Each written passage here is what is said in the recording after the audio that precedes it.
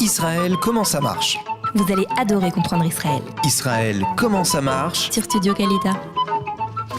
Salut à tous, on est ravis de vous retrouver. En tout cas, si vous nous suivez depuis ce matin, eh bien, on continue avec des informations très importantes, surtout si vous êtes un as du volant. Et oui, si il vous arrive d'avoir des accidents de la route, d'en être la cause, eh bien, sachez que Claude Slama, qui est assureur en Israël et à Jérusalem depuis 30 ans, va vous éclairer et en tout cas vous alerter sur le montant de l'assurance que vous allez devoir payer si vous continuez à jouer au fond de jeu. Alors bonjour Claude Slama. Bonjour. On est ravis de vous retrouver pour une nouvelle émission. Alors il y a une nouvelle législation depuis janvier 2017 concernant les assurances voitures. Oui, mais peut-être une phrase ou deux importante pour comprendre un peu mieux. Une voiture neuve en Israël vaut en moyenne 50% plus cher qu'une voiture, la même voiture en France. Tout à fait. Une voiture d'occasion. À notre grand regret d'ailleurs. Voilà. Une voiture d'occasion en Israël, la même que celle en France, peut coûter 3, 4, 5 fois plus cher que la même voiture en France. Donc ça peut expliquer déjà le prix des assurances. Généralement, les clients disent « Oh, pourquoi c'est aussi cher? Je n'ai pas payé ce prix-là. J'avais une Mercedes en France, j'ai payé moins cher que pour la Renault que j'ai ici. » La différence de prix à l'achat, neuf ou occasion, c'est de gros écarts. Alors, pourquoi il y a une nouvelle législation et en quoi elle consiste ? La nouvelle législation a été fixée par l'inspectrice des assurances qui dépend du ministère des Finances, qui est en train de rendre les assureurs un peu fada, comme on dit à Marseille, puisque je viens de Marseille. Elle est en train de tout modifier, mais très vite et sans trop écouter les conseils ou les remarques des assureurs ou des compagnies d'assurance.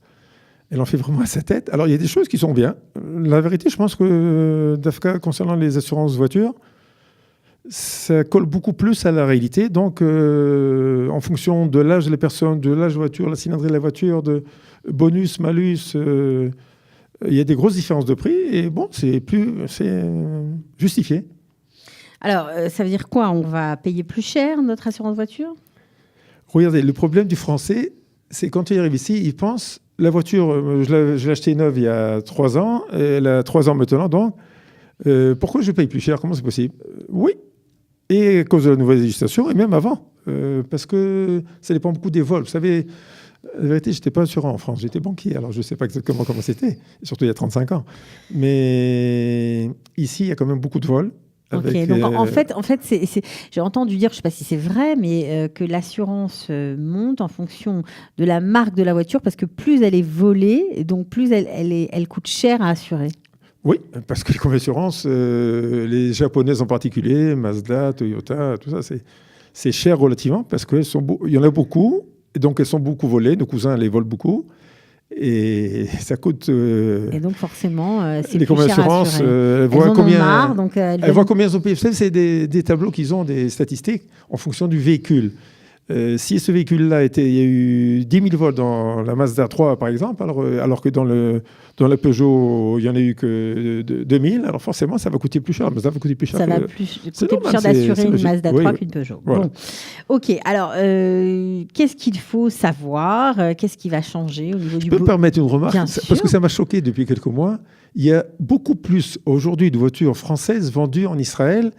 Ça devient même des taxis. Ça n'existe pas, des taxis français. Renault, Peugeot, Citroën, il n'y en avait pas jusqu'il y a 2 ans. Il y en a beaucoup. Je prends assez souvent le taxi et les Israéliens sont contents. Ils sont contents. Ils achètent les françaises. Bon. Ça fait plaisir. C'est plaisir de voir ça. Voilà.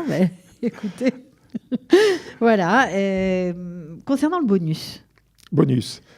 Alors, ça existe le bonus? Oui. Un conseil, tout Français qui pense faire son ANIA, qui demande à son assureur de France, bonus-malus. Et généralement, il y a beaucoup de Français qui viennent des documents de bonus. Ah, même ça, il faut apporter en Israël. Oui, mais vous savez, aujourd'hui, avec le mail, un coup de fil, facile, aucun problème. Vraiment, disons que ça aide à faire diminuer le prix de son assurance. Ah oui, beaucoup. Ça peut réduire de 20-30% la prime. Oui, non, c'est très important.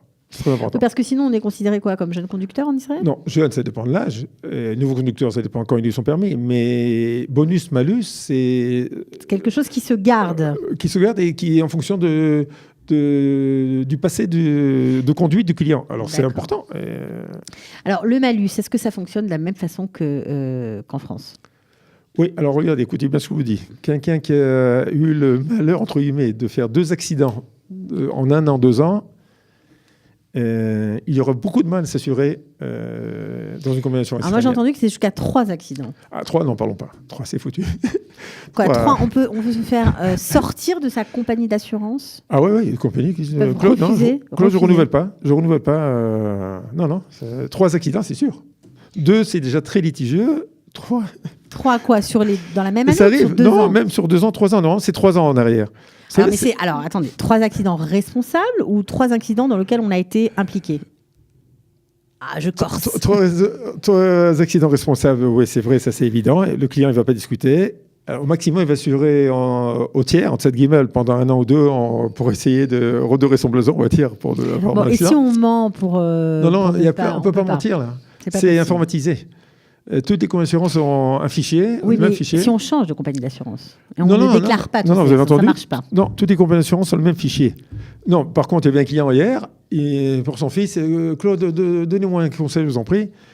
Et il a 3 accidents. 3 accidents en 15 mois, voiture de fonction, le seul conducteur sur sa voiture. Et le fils va vendre la voiture à son père, et ils vont faire l'assurance au nom du père, avec comme conducteur aussi son fils.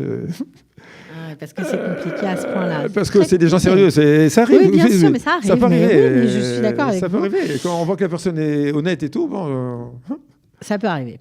D'accord. Alors, la franchise, c'est le même principe qu'en France ou c'est complètement différent? soyez pas trop dur avec moi, les franchises d'enfants, j'étais pas assureur. Mais En tout cas, en Israël, ça marche comment? En Israël, ça marche comment? La franchise varie entre 1200, je vous donne des fourchettes, entre 1200 et 1800 shekels pour un conducteur normal, pas trop jeune, on va dire pas jeune, au-delà de 24 ans par exemple. Pour un jeune, ça peut varier entre 1500 et 2000, 2002, 2005.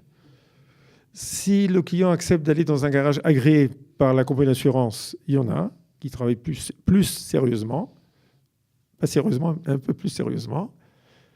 Ça fait chuter normalement la franchise autour des 1000-1200 shekels en moyenne. Ça veut dire que lorsqu'on a un accident, on doit faire attention au garage que l'on choisit pour faire réparer sa voiture. Regardez, là aussi, il faut avoir un bon réflexe. Appelez votre assureur. Appelez votre agent d'assurance qui va vous dire, en fonction de l'assurance que le client a contractée, oui, regardez, vous avez une voiture qui a déjà 5 ans, de toute façon, vous n'aurez pas de droit à des pièces neuves. Au-delà de 3 ans, il n'y a pas de droit. Ah oui, c'est important de le dire aussi. Ça veut dire qu'en Israël, lorsqu'on a un accident et que la voiture a plus de 3 ans, on ne met plus des pièces originales. On met des pièces, on va dire... Attendez, vous avez dit deux choses là. Attendez. Alors, il y a les pièces originales et il y a les pièces neuves. Originales, c'est par exemple une Mazda qui vient de Mazda. Alors, il y a une copie de Mazda, pas Mazda. Et neuve et usagée. D'accord, il y a deux choses. Et originale de la marque ou non.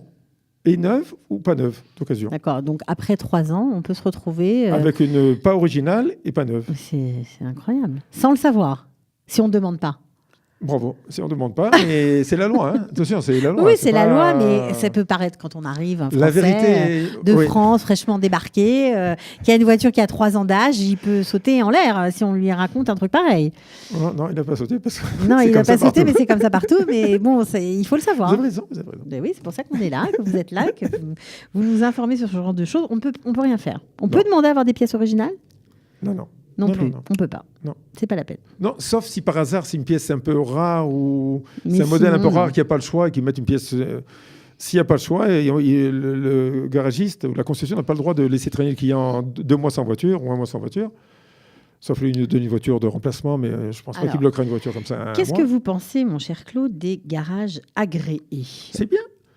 Alors, on dit qu'ils travaillent ils ont des accords avec les compagnies d'assurance et qu'ils font pas forcément le même travail avec autant de précision qu'un autre garage. Je suis pas d'accord. Qu'on paierait plus cher. Non, c'est vrai ou c'est faux? Non, je suis pas d'accord. Parce que si il se fait ce garage qui est agréé, il y a des plaintes des clients auprès de l'agent d'assurance qui transmet ça aux compagnies d'assurance ou directement le client envoie une lettre recommandée à la compagnie d'assurance 1 fois, 2 fois, 3 fois.